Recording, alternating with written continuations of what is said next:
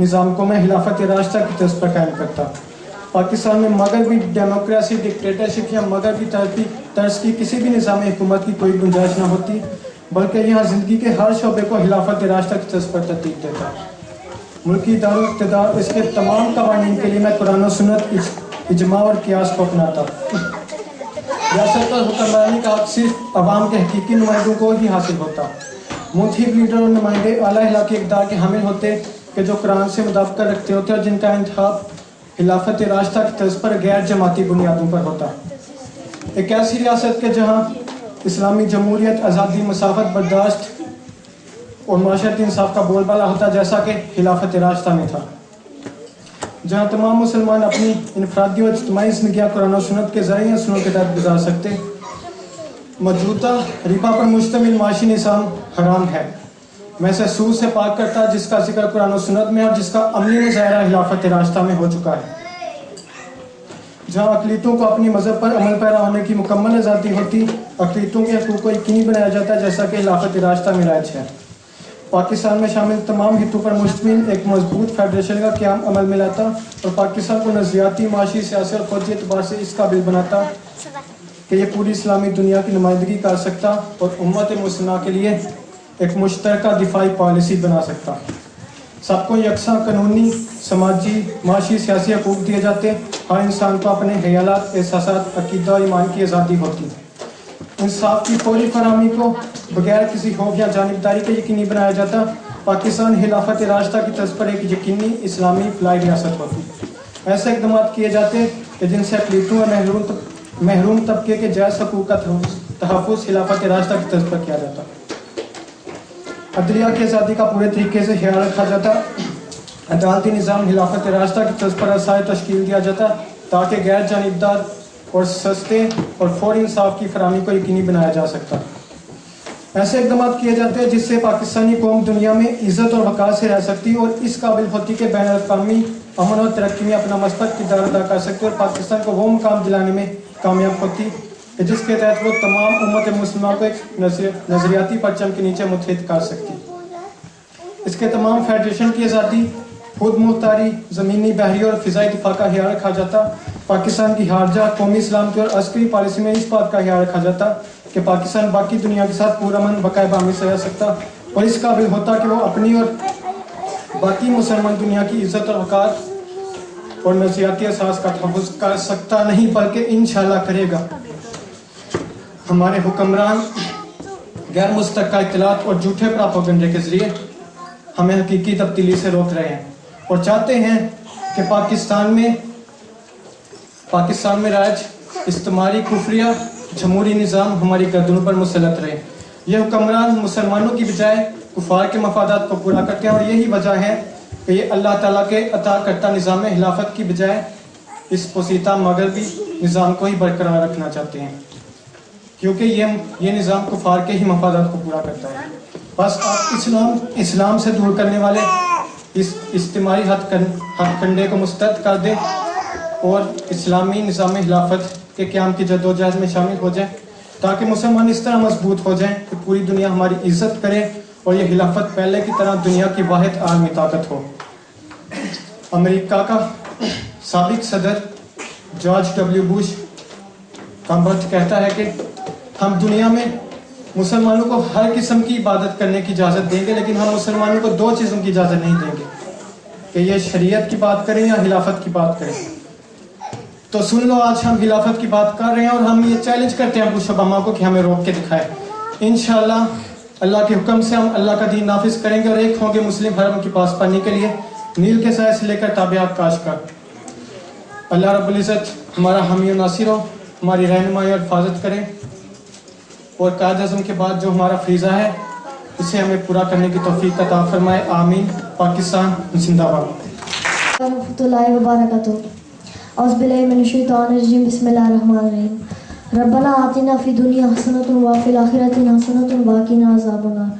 Unser Gott, gib uns in dieser Welt Volk und im Leben nach dem Tod Volk und rettet uns vom brennenden Feuer۔ یعنی اس طرح ہم نے کوشش کی ہے کہ جرمن میں، اردو میں بچوں کو دعاؤں کا ترجمہ اور اس کا مفہوم بھی سکھایا جائے کہ تم اپنے رب سے مانگ کیا رہے ہو، تو یہ بھی ان کو شعور دیا ہے۔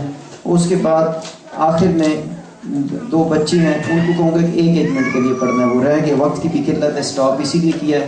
پہلے میں دعوت دیتا ہوں بلال کو، بلال اصغر، وہ آئے گا، صرف 2 اشعار سنائے گا آپ کو نعت شریف کے۔ السلام علیکم ورحمۃ اللہ وبرکاتہ۔ نور والا آیا ہے، نور لے کر آیا ہے، نور والا آیا ہے، نور لے کر آیا ہے، سارے عالم میں یہ دیکھو کیسا نور چھایا ہے۔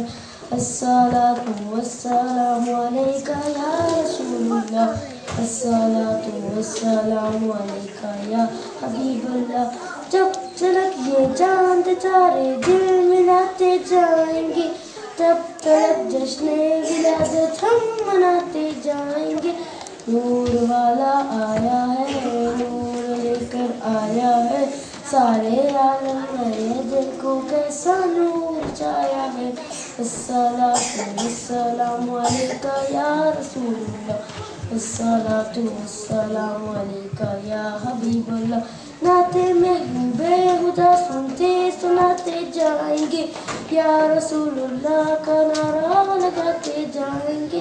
نور والا آیا ہے، نور لے کر آیا ہے، سارے عالم میں یہ دیکھو کیسا نور چھایا ہے۔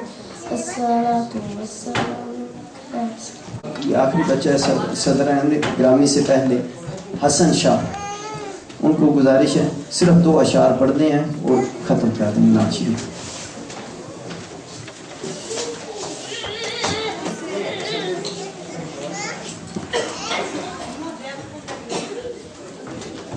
علیکہ یا رسول اللہ، وسلم علیکہ یا حبیب اللہ۔ در نبی پر یہ عمر گزرے، ہو ہم پہ لطف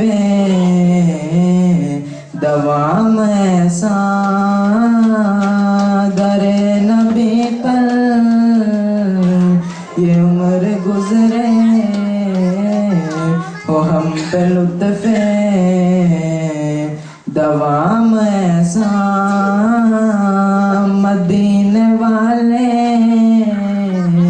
کہیں مقامی ان کے در پر قیام ایسا۔ مدینے والے کہیں مقامی ان کے در پر قیام ایسا۔ بلال تجھ پر نثارے جاؤں کہ خود نبی نے تجھے خریدا۔ بلال تجھ پر نثارے جاؤں کہ خود نبی نے تجھے خریدا۔ نصیب ہو تو نصیب ایسا، غلام ہو تو غلام ایسا، نصیب ہو تو نصیب ایسا، غلام ہو تو غلام ایسا۔ در نبی پر یہ عمر گزرے، ہو ہم پہ لطف دوام ایسا۔ 2 بچوں کو ہم نے سلیکشن کی تھی، میں نے یہاں کرسی کی صدارت پر بیٹھنے کی۔ ان دونوں میں 2 بالکل مختلف قسم کی کیفیات ہیں، وہ بھی بتاتا چلوں، کیونکہ اب انہوں نے اپنا نقطہ نظر آپ کے سامنے پیش کرنا، گفتگو کرنی ہے، تو اس سینس میں آپ سنیں گے تو آپ کو اچھا لگے گا۔ پہلے میں سلیمان شاہ صاحب کو یہ بھی بتاتا ہوں، یہ جو حسن شاہ صاحب تھے یہ محمود شاہ صاحب کے بیٹے، جس طرح مجھے کہا گیا تھا، ساتھ فیملیز کا تعارف کراتا جو کہ محمود شاہ صاحب کے بیٹے تھے یہ حسن شاہ۔ اب یہ سلیمان شاہ ہیں، یہ ارشد شاہ صاحب ہمارے محترم بزرگ دوست ساتھی ہیں، ان کا بیٹا ہے، اور اس کے مزاج میں جو ہے نا وہ درویشی